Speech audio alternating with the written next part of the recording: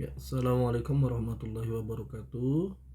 Di pertemuan hari ini kita akan membahas tentang fitting data, fitting garis ke data. Jadi kita sudah punya data, kemudian kita sudah buat grafiknya. Jadi semuanya sudah kita plot, gitu ya. Sumbu X adalah variabel, sumbu Y adalah dependent, variabel dependent, gitu ya, sehingga kita punya grafik XY. Nah, kita akan fitting, ya, kita cari bentuk uh, kesesuaian antara sumbu X dengan, atau hubungan antara sumbu X dengan sumbu Y.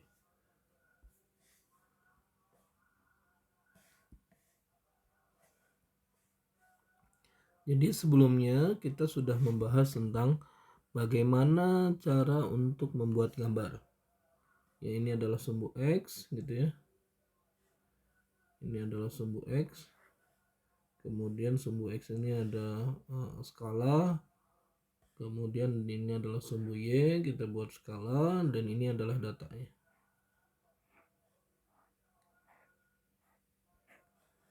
Cuma dalam datanya itu kita punya masing-masing data memiliki ketidakpastian dalam sumbu Y, misalnya gitu ya. Nah, pertanyaannya adalah ketika kita ingin membuat garis, misalnya kita punya garis 1 dan garis kedua, manakah garis yang terbaik, di mana garis tersebut dapat menggambarkan kecenderungan atau pola dari data-data yang kita ambil, ya.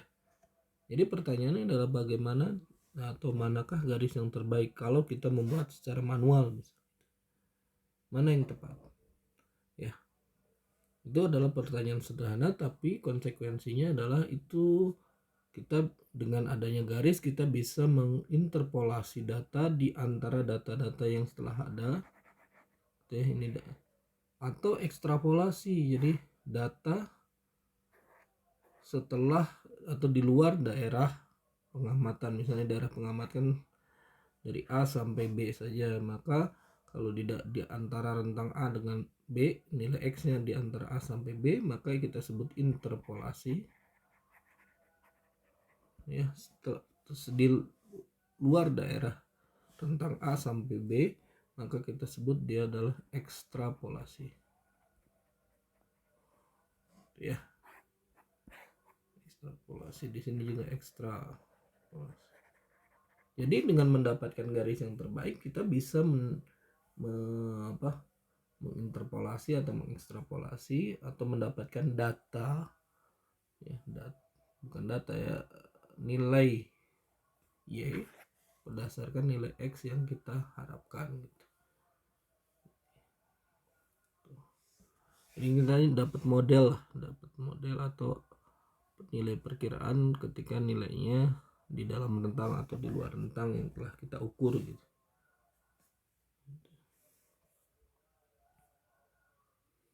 Nah, metode paling sederhana atau metode sebenarnya yang paling mudah, ya, dan umumnya secara umum semua metode sama, ya, gitu hasilnya, cuma metode paling sederhana untuk menentukan garis, ya, untuk menentukan garis terbaik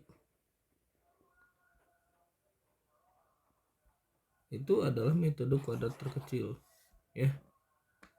Jadi untuk menentukan garis pada garis data pengamatan XY, ya.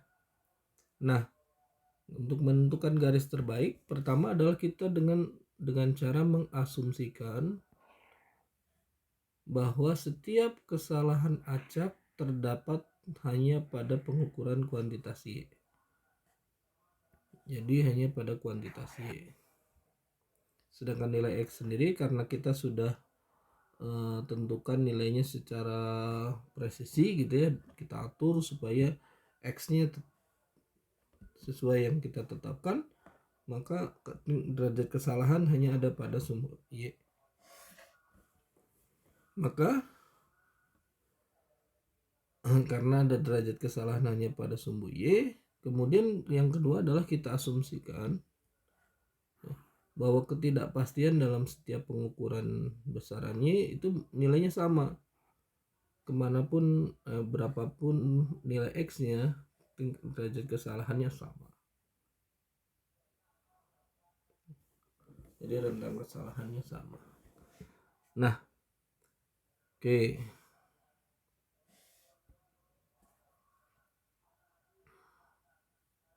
Coba kita perhatikan. Ada nilai XI. Ini ada nilai XI, nilai yang kita tetapkan. Kemudian ada YI, ini adalah nilai yang kita ukur. Ya. Atau yang kita amati ya selama percobaan. Sedangkan ada YI topi, itu adalah nilai prediksi ya. Nilai prediksi di mana nilai tersebut, prediksi ini sesuai dengan garis. Jadi fitting itu adalah membuat prediksi yang pada akhirnya adalah kita bisa mendapatkan interpolasi atau ekstrapolasi, mendapatkan nilai prediksi di luar pada nilai-nilai yang kita ukur. Oke, ini adalah nilai yang kita ukur, nilai prediksinya ada daerah sini gitu, daerah sini, yang daerah-daerahnya nilai X-nya tidak kita tetapkan gitu ya. Nah, nilai prediksi itu udah bisa dalam bentuk garis ya. Dan biasanya cara pertamanya adalah kita buat garis lurus gitu ya, dimana Y topi gitu ya, atau Y lah, itu sama dengan MX tambah C. Ini adalah persamaan garis lurus. Kenapa? Karena linear, bahwa nilai Y itu dipengaruhi nilai X, biar sebanding Y itu sama dengan konstanta, kita buat konstanta M tambah X. Cuma dalam posisi X sama dengan 0 itu sama dengan nilai Y 0. Berarti nilai Y ketika X-nya 0 gitu. Nah, ini persamaan garis lurus. Nah, Y0 itulah C. Y0 itu berada di sini. Atau C ini sebanding dengan Y0 ketika X-nya sama dengan 0. Jadi titik potong sumbu X. Sumbu Y. C itu adalah titik potong sumbu. Sedangkan M ini kita gambarkan sebagai derajat kemiringan. Seberapa miring. Jadi kalau M-nya kecil berarti dia hampir datar. Kalau M-nya besar berarti mungkin naik. Nah, itulah yang menggambarkan derajat kemiringan sebuah grafik gitu ya. Oke. Kemudian ada selisih antara titik pengamatan dengan Y prediksi yang kita sebut sebagai delta YI. Delta YI. Delta YI. Yaitu selisih antara nilai YI pengukuran dengan data prediksinya, yaitu pi gitu ya. Jadi ada selisih ini. Delta YI itu adalah selisihnya. Oke, kita dapatkan, kita ukur delta YI1, delta YI2, delta YI3 dan seterusnya gitu ya. Nah, dari sana kita akan dapatkan bahwa selanjutnya ada namanya residu atau sisa. Jadi ada cara paling, misalnya delta YI1 delta Y1 tambah delta Y2 gitu, tambah delta Y3. Cuma masalahnya adalah ini bisa positif bisa negatif nilainya, sehingga nanti ketika kita jumlahkan bisa aja saling menghilangkan antara satu data dengan data yang lain gitu. Nah, karena bisa saling menghilangkan, itu tidak akan bisa terjadi bias. Kenapa? Karena bisa jadi nilainya 0, seakan-akan tidak ada residu atau tidak ada selisih antara nilai prediksi dengan nilai pengukuran gitu. Nah, gimana cara untuk meyakinkan bahwa ada selisih antara atau residu antara pengukuran dengan prediksi? Yaitu kita kuadratkan. dengan dikuadratkan pasti nilainya selalu akan positif.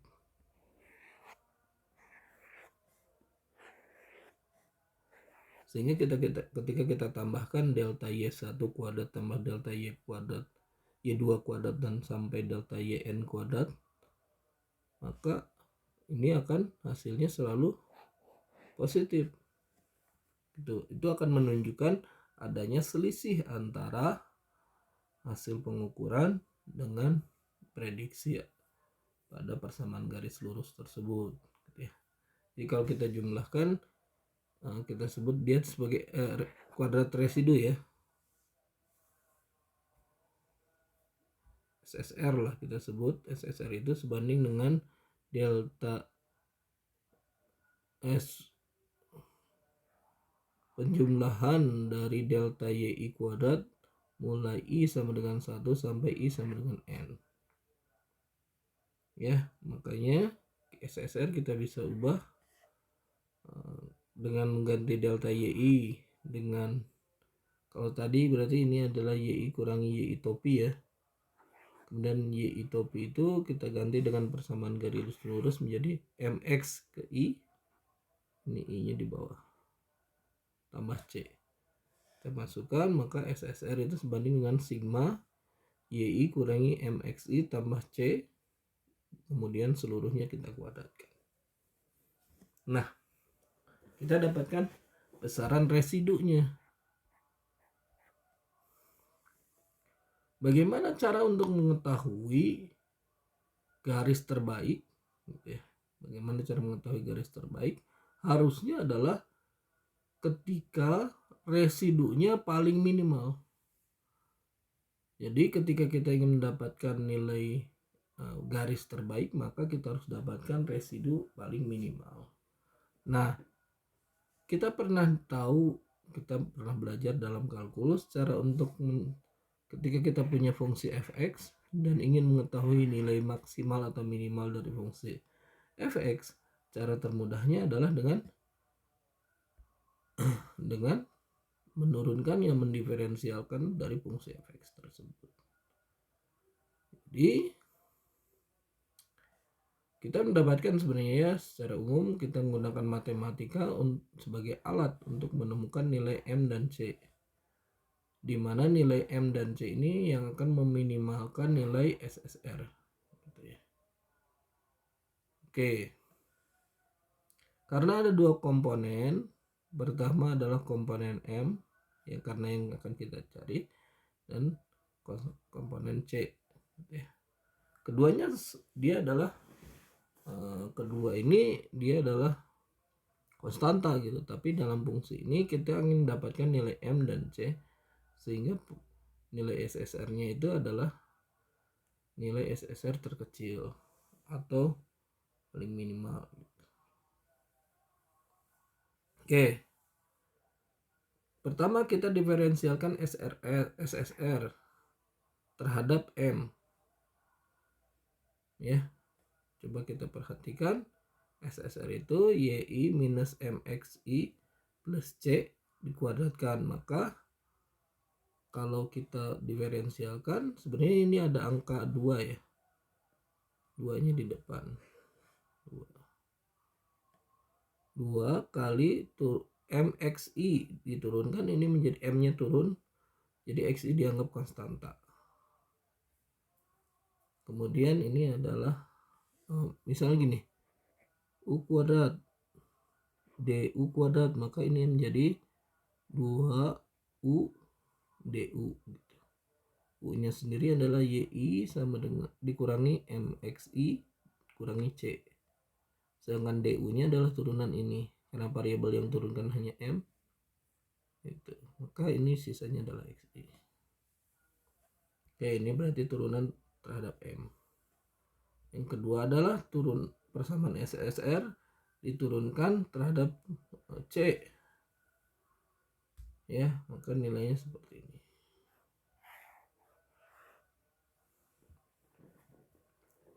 Oke, kita uraikan ya, kita uraikan dengan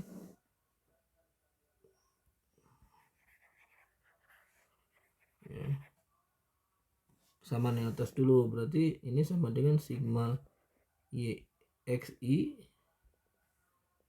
kalikan dengan yi dikurangi sigma m xi dikurangi sigma c sama dengan 0.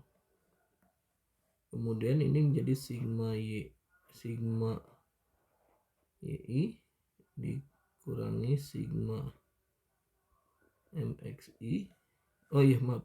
Ini adalah xi yi, ini adalah xi mxi, berarti ini adalah xi kuadrat. Ini berarti c kali xi.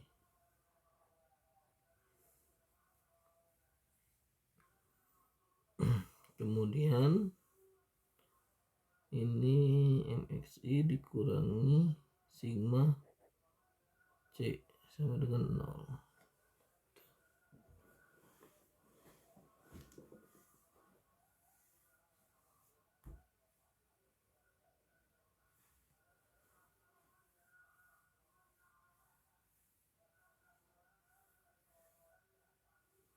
Oke.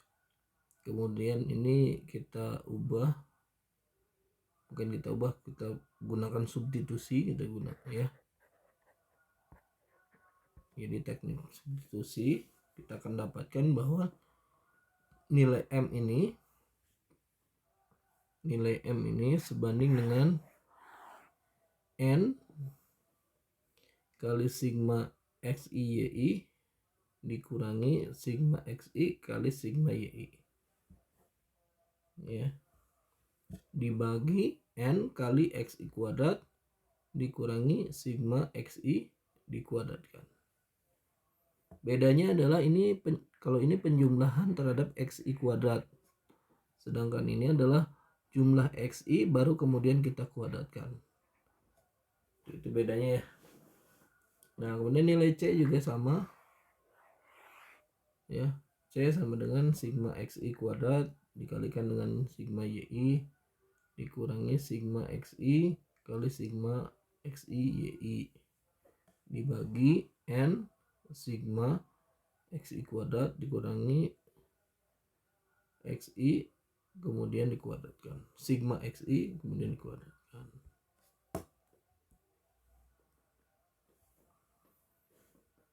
Ini contoh bagaimana cara menggunakan atau mengolah data. Jadi ada dua sumbu x, sumbu y. Kemudian kita butuh sigma xi, sigma yi, kemudian xi kali yi 300 kali 0,630, hasilnya ini dan seterusnya ke bawah sampai ini. Kemudian kita butuhkan yang lain yaitu xi kuadrat. Nilai xi nya kita kuadratkan. Ini adalah sigma xi kuadrat. Kemudian sigma xi yi. Oke, kita masukkan nilai m masing-masing. Misalnya berdasarkan data ini kita akan dapatkan nilai m nya sebanding dengan ini. Sedangkan nilai c nya itu adalah ini.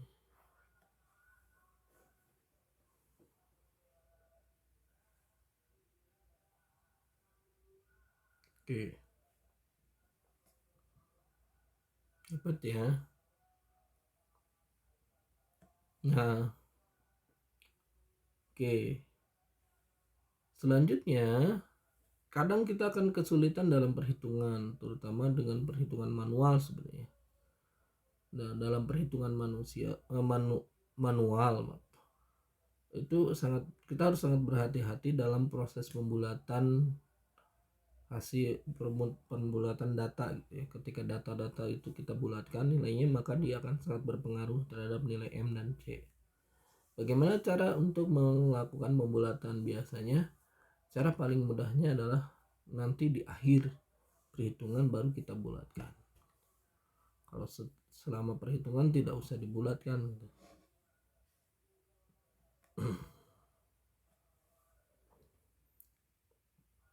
Nah, selain itu juga karena ada kesalahan misal dalam proses pengukuran nilai Y-nya itu sudah jelas ya, dapatkan ada tingkat kesalahan, tetapi pertanyaannya adalah seberapa banyak nilai M dan C yang perlu kita fittingkan gitu ya, sehingga kita dapat mengetahui kesalahan standar dari nilai M. Yang ini adalah nilai C ya. Nah, berarti ada beberapa asumsi bahwa kesalahan SM dan SC itu disebabkan kesalahan oleh sumbu Y gitu ya. Bukan karena pengambilan data nilai M dan nilai C-nya gitu, tetapi karena ada kesalahan pada sumbu Y. Maka hasilnya nilainya sebanding dengan nilai S kali jumlah data pangkat setengah dibagi dalam kurung X kali sigma XI kuadrat dikurangi sigma XI kuadrat, XI dikuadratkan dipangkatkan setengah.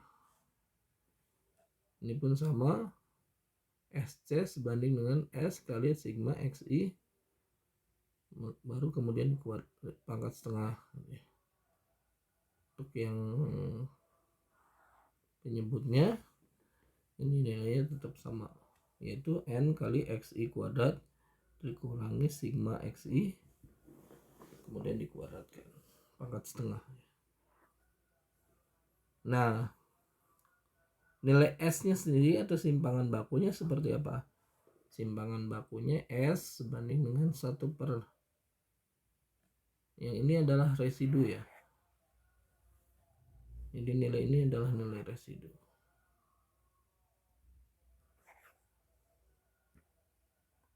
Di simpangan baku ini adalah nilai residu untuk masing-masing data. Jadi S simpangan baku sebanding dengan 1 per N minus 2 sigma YI minus MXI dikurangi C kemudian dipangkatkan setengah ya. Jadi ini adalah simpangan baku ya, bukan varians ya.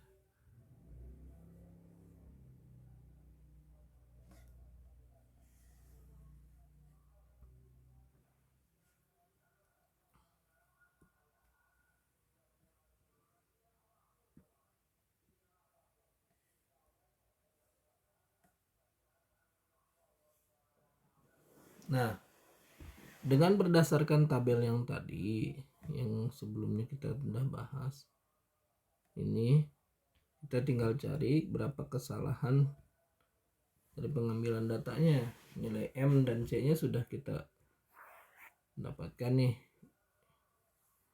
maka kita cari nilai simpangan bakunya S nya.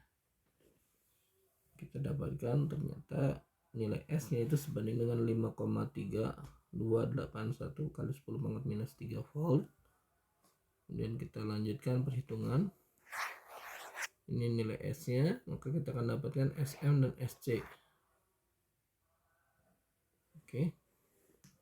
Nah, nilai SM dan SC inilah yang menjadi dasar dari penulisan M secara bakunya ya, dimana ini adalah nilai M nya, ini adalah derajat kesalahannya gitu. Derajat kesalahan coba kita lihat di sini ada 3 angka penting, 1 2 3, ini adalah 1 2 3.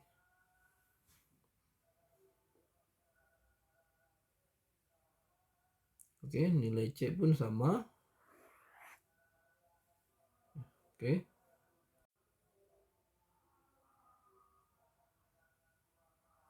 Ya, nilai C pun sama. Oke.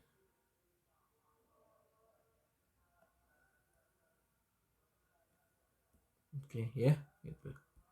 Jadi ini adalah nilai C-nya. Yang ini adalah derajat kesalahannya. Cuma ada beberapa patokan. Pertama, nilai derajat kesalahan selalu hanya ada 1 angka yang menunjukkan nilainya, maksimal 2.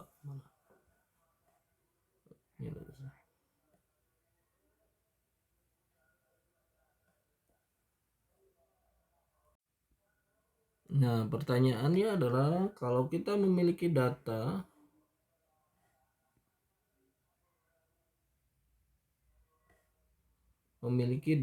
misalnya bentuknya seperti ini, terjadi peluruhan nilai yang cukup besar signifikan, ya.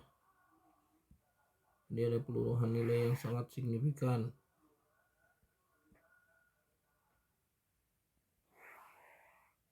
Jadi peluruhan yang signifikan biasanya kalau peluruhan itu atau pengosongan kapasitor, contoh sederhananya pengosongan kapasitor, biasanya datanya adalah eksponensial. Sedangkan cara yang bisa kita pelajari adalah pendekatan garis lurus, bisa ke bawah bisa ke atas. Nah,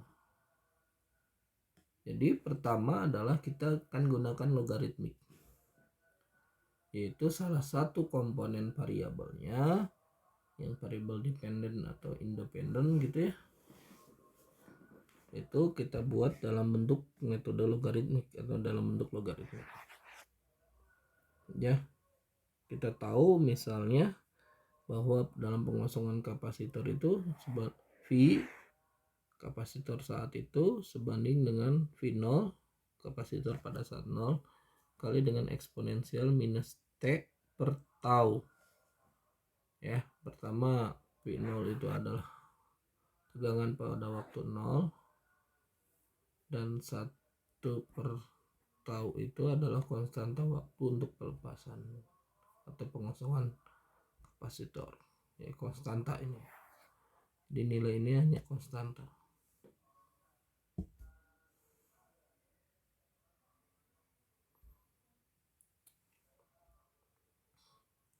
Nah, untuk bentuk Y-nya jadi linear, maka kita ubah ruasnya ini menjadi bentuk logaritmik natural, ya.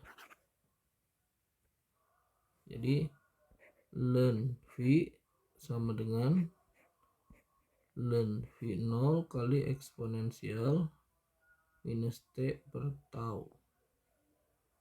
Kita uraikan ini menjadi ln V, kemudian ln V0 minus, ini sebenarnya bisa tulis dalam bentuk ln eksponensial minus T per tau, jadi plus, cuma kalau kita uraikan lagi bentuk ln E kali X minus eksponensial T, ln eksponensial minus T per tau ini menjadi minus T per tau. Coba kita perhatikan bahwa ini bagian ini nih, ya, bagian ini bisa berubah menjadi, ya, bisa menjadi sumbu Y yang ini sebanding dengan ini sebanding dengan kemiringan.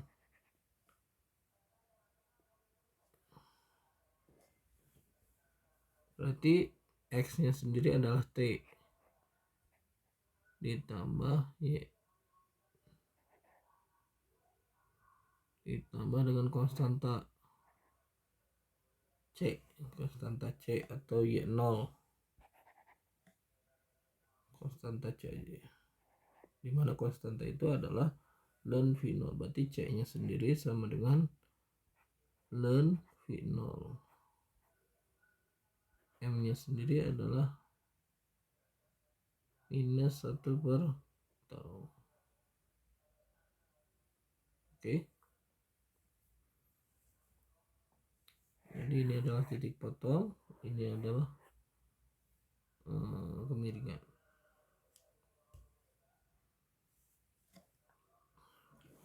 Nah, karena pada praktikum fisika dasar semester ini ada metode pengosongan kapasitor, maka silahkan gunakan pendekatan metode logaritmik ini pada praktikum tersebut, ya. Diharapkan ini membantu bagaimana cara untuk mengolah data pada data eksponensial atau data logaritmik.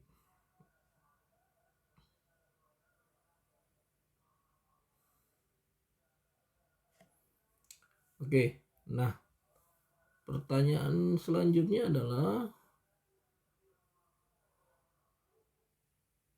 seberapa besar kesesuaian antara garis dan data.